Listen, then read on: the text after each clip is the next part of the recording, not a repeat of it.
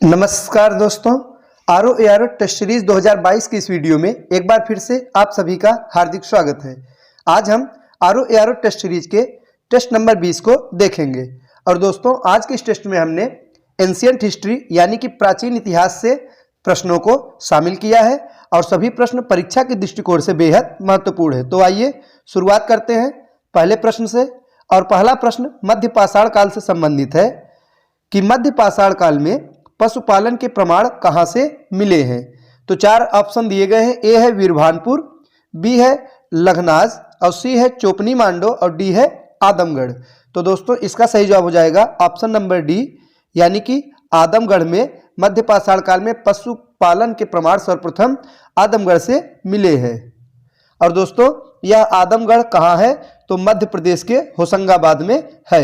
मध्य प्रदेश के होशंगाबाद में आदमगढ़ स्थित है, जहां मध्य पाषाण काल में पशुपालन के प्रमाण मिले हैं।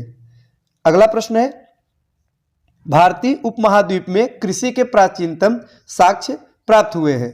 तो दोस्तों, यह कहां से प्राप्त हुए हैं? तो सही जवाब हो जाएगा ऑप्शन नंबर बी, लहुरा देव से। लहुरा देव से भारतीय उपमहाद्वीप में कृषि के सबसे पुराने जो साक्ष्य हैं वे लहुरा देव से ही मिले हैं। और लहुरा देव कहाँ स्थित है? तो दोस्तों, यह उत्तर प्रदेश में संत कबीर नगर जिले में स्थित है। तो कहाँ स्थित है? संत कबीर नगर जिले में स्थित है लहुरा देव। और दोस्तों, यहाँ से 8000 ईसा पूर्व से लेकर 9000 ईसा पूर्व के मध्य चावल के साक्ष्य मिले हैं। 8000 से 9000 ईसा पूर्व के मध्य चावल के जो साक्ष्य मिले हैं वे लहुरा देव से मिले हैं। अगला प्रश्न है, सिंधु सभ्यता संबंधित है। तो दोस्तों, किस युग से संबंधित है? सिंधु सभ्यता किस युग के अंतर्गत आता है? तो इसका सही जवाब हो जाएगा ऑप्शन नंबर ए, यानी कि आद्य ऐतिहासिक युग से संबंधित है। तो दोस्तों, इतिहास को जो है 3 प्रमुख भागों में बांटा गया है, जिसमें प्रागैतिहासिक काल है, और उसके बाद आद्य ऐतिहासिक काल है, और एक ऐतिहासिक काल है। तो दोस्तों, इन तीनों के बारे में आइए संक्षिप्त में जान लेते हैं। प्रागैतिहासिक युग से तात्पर्य है कि इस युग में कोई भी लिखित जानकारी प्राप्त नहीं हुई है, यानी कि लिपि का विकास नहीं हुआ था। और दूसरा जो आद्य ऐतिहासिक है, इसमें लिपि का आविष्कार तो हो चुका था, किंतु उसे अभी तक पढ़ा नहीं जा सका है। जैसे कि सिंधु सभ्यता से जो भी लिपि के साक्ष्य आज प्राप्त हुए हैं, अभी तक उन्हें पढ़ा नहीं जा सका है। और यह भी परीक्षा में पूछा जाता है कि सिंधु सभ्यता की जो लिपि है वो कैसी है दोस्तों? तो चित्रात्मक है, उसमें चित्रों का अधिकाधिक प्रयोग किया गया है, किंतु अभी तक उसे पढ़ा नहीं जा सका है। तो ऐसे काल को आद्य ऐतिहासिक युग के अंतर्गत रखा गया है। और तीसरा आता है ऐतिहासिक युग। इसमें लिपि का विकास हो चुका था और उसे वर्तमान समय में पढ़ा भी जा सका है। जैसे कि इसकी शुरुआत होती है वैदिक युग से। तो दोस्तों, सिंधु सभ्यता पूछा जा रहा है किस युग के अंतर्गत आता है? तो आद्य ऐतिहासिक युग के अंतर्गत आता है, क्योंकि लिपि का विकास हुआ किंतु उसे अभी तक नहीं पढ़ा जा सका है। अगला प्रश्न है, मूर्ति पूजा का आरंभ कब से माना जाता है? बहुत ही महत्वपूर्ण प्रश्न है दोस्तों। तो मूर्ति पूजा का आरंभ सर्वप्रथम किस युग से माना जाता है? तो इसका सही जवाब हो जाएगा ऑप्शन नंबर बी, यानी कि पूर्व आर्य काल से इसका आरंभ माना जाता है। और पूर्व आर्य काल से तात्पर्य है सिंधु सभ्यता। दोस्तों, सिंधु सभ्यता में भी मूर्ति पूजा के जो प्रमाण है वे प्राप्त हुए हैं। तो सिंधु सभ्यता से ही मूर्ति पूजा प्रचलित थी। और इसके उदाहरण मोहनजोदड़ो से प्राप्त एक मुहर और सैंधवपुरा स्थलों से प्राप्त मातृदेवी की मूर्तियों से है। तो दोस्तों, इसका सही जवाब क्या होगा? ऑप्शन नंबर बी, यानी पूर्व आर्यकाल या फिर सिंधु सभ्यता।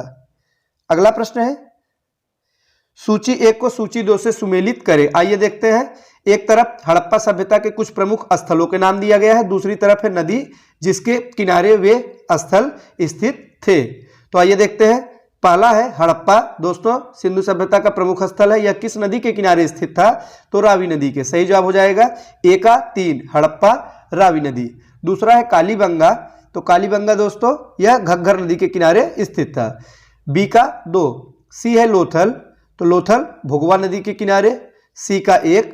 और डी है रोपड़। तो रोपड़ यह सतलज नदी के किनारे स्थित था। अगला प्रश्न है, निम्नलिखित वैदिक देवताओं में से किसे उनका पुरोहित माना जाता था? तो दोस्तों, वैदिक देवताओं में से किसे पुरोहित माना जाता था। सही जवाब हो जाएगा ऑप्शन नंबर ए, बृहस्पति को। पुरोहित यानी कि गुरु। दोस्तों देवताओं के गुरु कौन थे? तो बृहस्पति देवताओं के गुरु थे।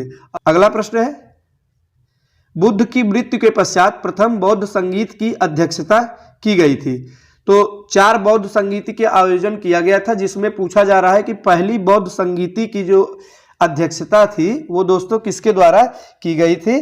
तो इसका सही जवाब हो जाएगा ऑप्शन नंबर सी, महाकश्यप द्वारा। दोस्तों पहली बौद्ध संगीति का आयोजन जो किया गया था उसकी अध्यक्षता महाकश्यप द्वारा की गई थी। सही जवाब हो जाएगा ऑप्शन नंबर सी। और इसका आयोजन कहाँ किया गया था? तो दोस्तों राजगृह में पहली बौद्ध संगीति का आयोजन किया गया था। अगला प्रश्न है, त्रिपिटक निम्नलिखित में से किससे संबंधित है? दोस्तों सही जवाब हो जाएगा ऑप्शन नंबर डी, बौद्ध। दोस्तों बुद्ध की शिक्षाओं को त्रिपिटक के रूप में संकलित किया गया है। तो आइए जानते हैं त्रिपिटक में तीनों पिटक के नाम, यह भी परीक्षा में पूछा जाता है। दोस्तों पहला है विनय पिटक, और दूसरा है सुत्त पिटक। दोस्तों सुत्त पिटक, और तीसरा है अभिधम्म पिटक। ये 3 हैं जिन्हें त्रिपिटक कहा जाता है, अभिधम्म पिटक। अगला प्रश्न है, मौर्य काल में शिक्षा का सर्वाधिक प्रसिद्ध केंद्र कौन सा था? तो देखा ऑप्शन नंबर ए, तक्षशिला। दोस्तों तक्षशिला मौर्य काल में शिक्षा का प्रमुख केंद्र था और यहाँ विश्व भर से लोग पढ़ने आते थे। अगला प्रश्न है, गुप्त काल में उत्तर भारतीय व्यापार निम्नलिखित में से किस एक पत्तन से संचालित होता था? पत्तन यानी कि बंदरगाह से संचालित होता था। तो दोस्तों वो कौन सा है? तो सही जवाब हो जाएगा ऑप्शन नंबर डी, ताम्रलिप्ति। दोस्तों गुप्त काल में बंगाल में ताम्रलिप्ति एक प्रमुख बंदरगाह था। तो यह कहाँ स्थित है? वर्तमान समय में बंगाल में है और इसका नाम था ताम्रलिप्ति। यह प्रमुख बंदरगाह था जहां से वहां के व्यापार होते थे। दोस्तों ये थे आज के प्रमुख महत्वपूर्ण प्रश्न। वीडियो अच्छा लगा हो तो लाइक करें। मिलते हैं अगले वीडियो में कुछ नए प्रश्नों के साथ। तब तक के लिए नमस्कार।